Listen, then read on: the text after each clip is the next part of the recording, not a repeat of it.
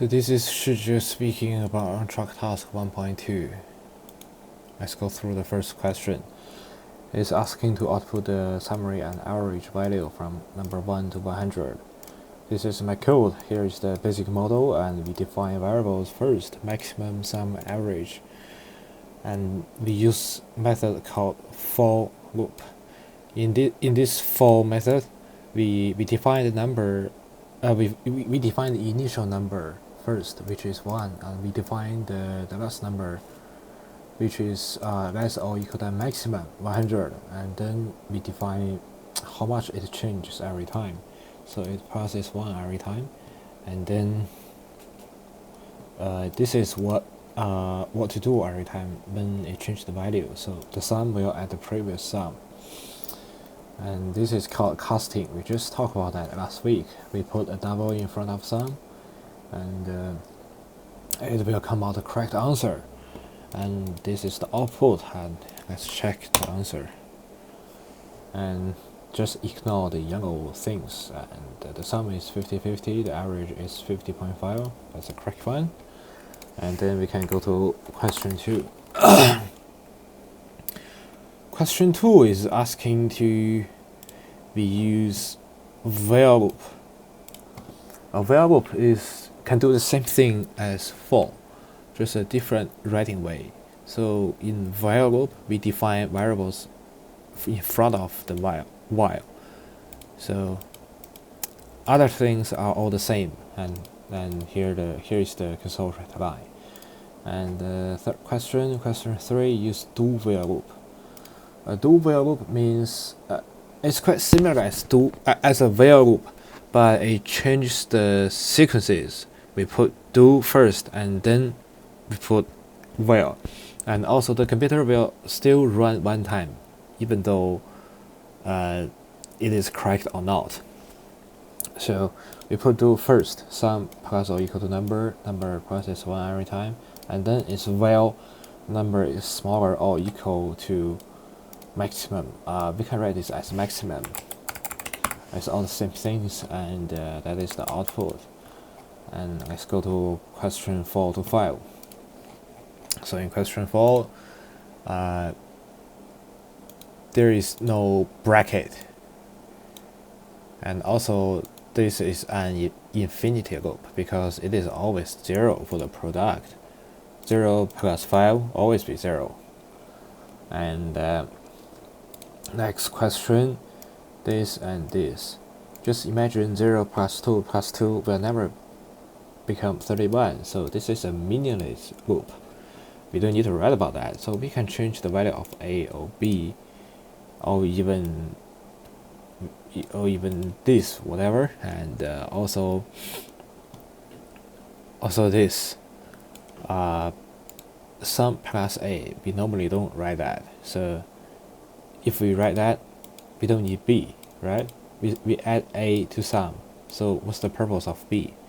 So it is not a grammar question. It's not a grammar mistake. So we can ignore that as well. And this, the variable doesn't have an initial value. So the total doesn't have a value. We can put total is equal to 0 if we want, because we will keep putting new values on total. It's just really meaningless, and the program will never run. And next question, y equal to 0. This is what I just talked about. We should put defining variables in front of while, not in the bracket. And next question, z is equal to 0, and the program will never run because 0 is just 0. It doesn't match the situation. And next question, very easy, wrong symbol. And next question, the program won't run because the first big I, we use small I instead of big I, and also bigger than 10. So the first I doesn't match both two situations if I is equal to 1 and smaller than 10, because 1 is just 1 and will never bigger than 10. It's not bigger. It's bigger, not smaller. It doesn't match both two situations. And question 5 is asking us to use to use for instead of while. And yeah, just as I said, we change the sequences and that's it. And we put the variables in the bracket and initial value, last value, and how much it changes every time, and what it needs to do every time the value change. So very basic question, same as this one, same idea. And question 6, this is a question 1, so it's asking to guess a number. Guess a number, that one. Okay, so that is the basic model, and we define two variables. The number is the correct value we want the user to guess, and the guess means the input, what the user just entered. So the terminal will output between 1 and 10 to tell the user to start, and then this is a for loop since here to here. This is a for loop, and that means true. So we transfer what the user just entered to a string called input first. This means we try to transfer the input to an integer, and we have this symbol which means if this is not working. So that means if this is not working, and by the way, this means if it works, the transfer value we will put the transfer value into this guess will not be 0. So let's back here, and if this not happen, and the terminal will remind the user to enter a valid number. And because the user might enter a wrong value for the second time, for the third time, so I put continue here. It will keep asking to enter until it is correct. And then it comes out 3 situations. If the input is smaller or bigger or equal to the correct number, and comes out 3 different sentences, too low, too high, or correct number. And let's have a go with that.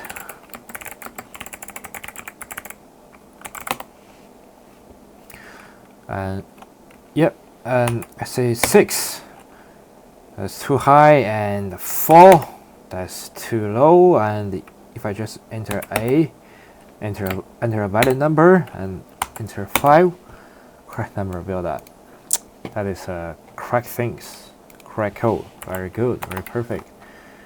And let's go to question 2.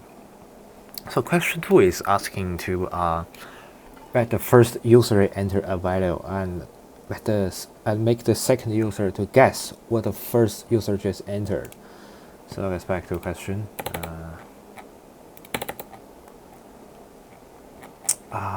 It will end here. Okay, so basic model, same things, but this time we define 2 variables. The number user 1 enter, and the number 2, the number what user 2 just enter. So same method, well, it is true because the user 1 might enter a wrong number, and also the user 2 might also enter a wrong number. So 2 same things, just changed 1 and 2.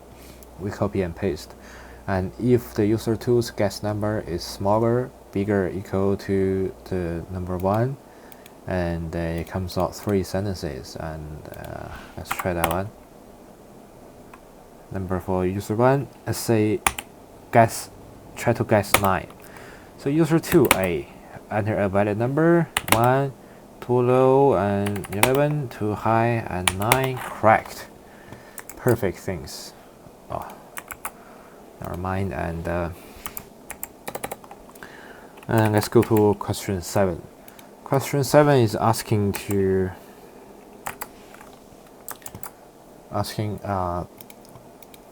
we use for loop, and we ask the user to enter a value n, and from number 1 to n, the terminal will come out values that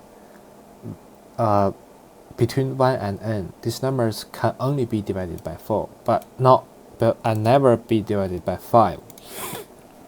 So let's go to question.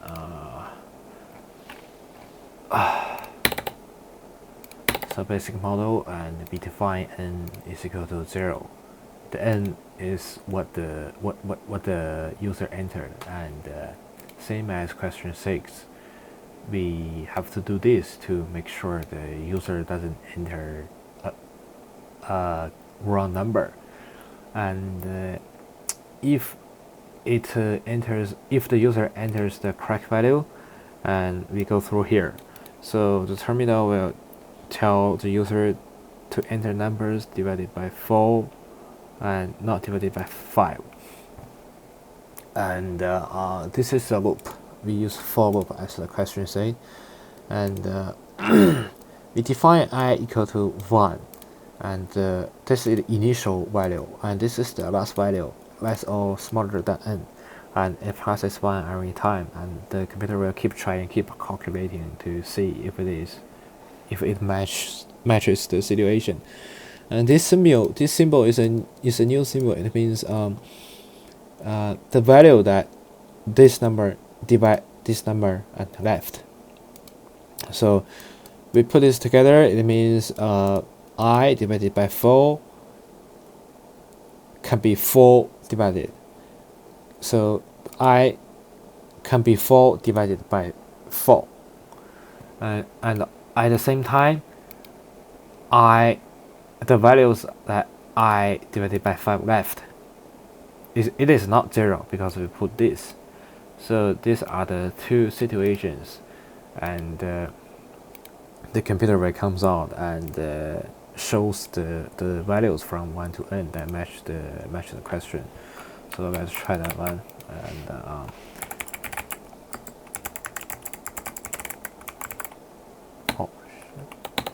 let's run the